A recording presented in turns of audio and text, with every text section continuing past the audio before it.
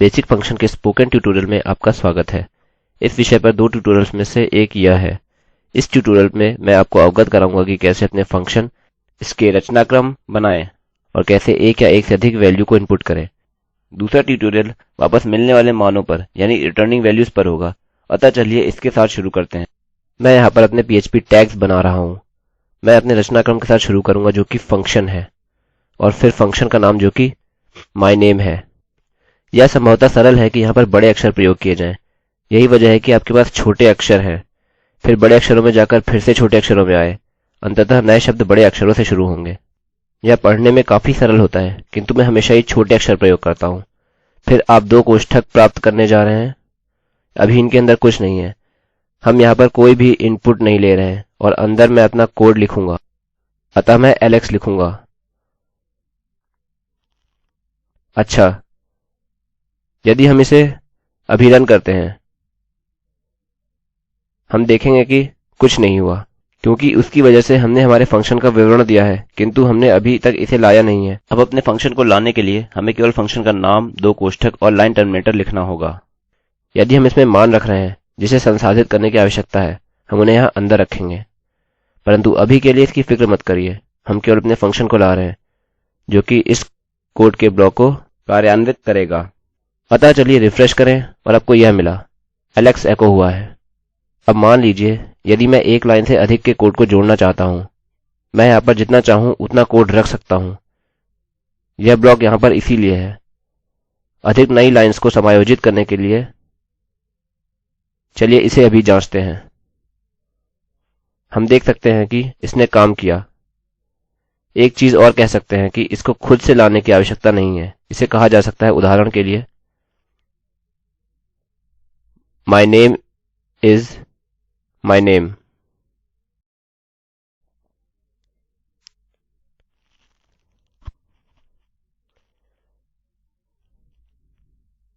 अच्छा, हमें कहना चाहिए कि my name is और फिर फंक्शन को अलग से एको करें, क्योंकि यह एक मान नहीं है। संभवतः इसलिए इसने ठीक से कार्य नहीं किया। यह एक फंक्शन है, इसलिए यह पहले से ही एलेक्स को एको करने जा रहा है। अतः नई लाइन को चुनने के लिए यह समान होगा, एको कहकर my name is echo alex। ठीक है। अतः यदि हम इसे यहाँ रखते हैं यह कार्य नहीं करेगा। उदाहरणस्वरूप आपके पास पूरी तरह से आउटपुट केवल my name is my name होगा। ठीक है। अतः चलिए इसे वापस यहाँ नीचे लाते हैं। इसे रिफ्रेश करें और आपको my name is alex मिल गया। केवल आपको यकीन दिलाने के लिए कि मुझे कोई शंका नहीं है, यदि मैं इसे एक कोड से बदलूं जिसका निष्पादन किया जा रहा था, इस प्रकार दिखेगा। अतः हम यह नहीं करेंगे। ठीक है। अतः यह केवल इसको ठीक से समझने के लिए था। अब हम उस तथ्य पर आते हैं कि आप एक फंक्शन को उसके बताए जाने से पहले ही ला सकते हैं। यह इसलिए क्योंकि PHP इसी प्रकार कार्य करता है। अतः यदि मैं कहता हूं कि इसे रिफ्रेश करें, आप यह अपेक्षा करेंगे क्योंकि फंक्शन विवरण देने से पहले ही लाया जा रहा है। यही कारण है कि यह इसे ऊपर से नीचे को मान्यता देगा। फिर भी यह इस प्रकार कार्य नहीं करता। यदि आप सोचते हैं कि यह अच्छा है तो आप इसे पेज के नीचे भी दे सकते हैं। मैं हमेशा विवरण ऊपर देना ही पसंद करता हूँ ताकि फिर से शुरू कर सकता हूँ या वापस ऊपर जा सकता हूँ और देख सकता हूँ कि मैं कहाँ हूँ। किंतु यह इसके बारे में है। अब इसमें एक मान रखते हैं। मैं क्या करूँगा कि मैं लिखूंगा योर नेम इज नेम।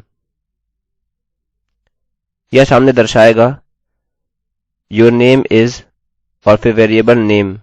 मैं फंक्शन का नाम योर नेम दूंगा।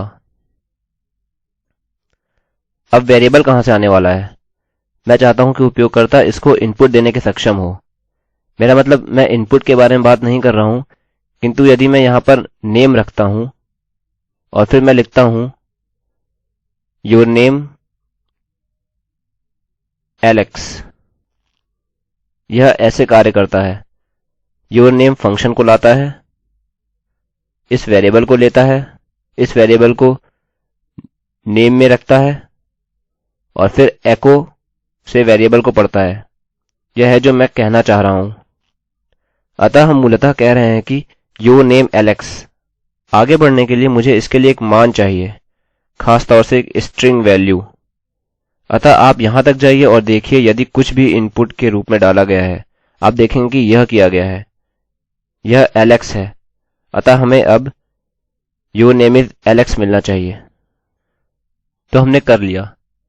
हम इसे बिली में बदल सकते हैं। इस प्रकार आपने देखा कि यह कैसे कार्य करता है। ठीक है, अब मैं क्या करना चाहता हूँ कि हो सकता है मैं अपने फंक्शन में यह जोड़ना चाहता हूँ कि आप फलाना वर्ष के हैं। अतः मैं कह सकता हूँ कि you are age years old. हमें कहना होगा नेम और एज। मूलतः हम क्या करेंगे कि एक दूसरा वेरिएबल जोड़ देंगे। अच्छा, तो हम यहाँ अल्प विराम द्वारा विभाजित एक अतिरिक्त चीज जोड़ रहे हैं। यहाँ पर हमें अल्प विराम द्वारा वेरिएबल्स को अलग करने की आवश्यकता है। अतः यह फिर से इस वेरिएबल को लेता है, इसको यहाँ पर रख रहा है और यहाँ पर एको कर रहा है।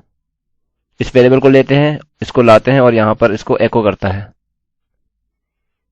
मूलतः यह आपके वेरिएबल का स्वरूप है। यह कितने वेरिएबल्स लेता है और इस तरह से आप अपने फंक्शन को कोड करते हैं। अतः चलिए इसको जांचते हैं। आपको यहाँ पर एक रिक्त स्थान की आवश्यकता है। मैं इसे पुनः एलेक्स 19 में बदल सकता हूँ और रिफ्रेश करें तो आपको मिल गया। अतः फंक्शन्स समय बचाने के लिए लिखे जाते हैं। यह कोड के बड़े ब्लॉक्स को लेता है, यह एक इनपुट ले सकता है, या इसको इस प्रकार संसाधित करता है कि दूसरे प्रकार से बहुत अधिक समय लेता होगा। इसी के साथ हमारा ट्यूटोरियल समाप्त होता है। अग्रिम फंक्शन्स जैसे वापस रिटर्निंग वैल्यू के लिए कृपया फंक्शन्स पर दूसरे ट्यूटोरियल को देखें। मैं रवि कुमार IIT बॉम्बे की ओर से अब आपसे विदा लेता हूँ। देखने के लिए धन्यवाद।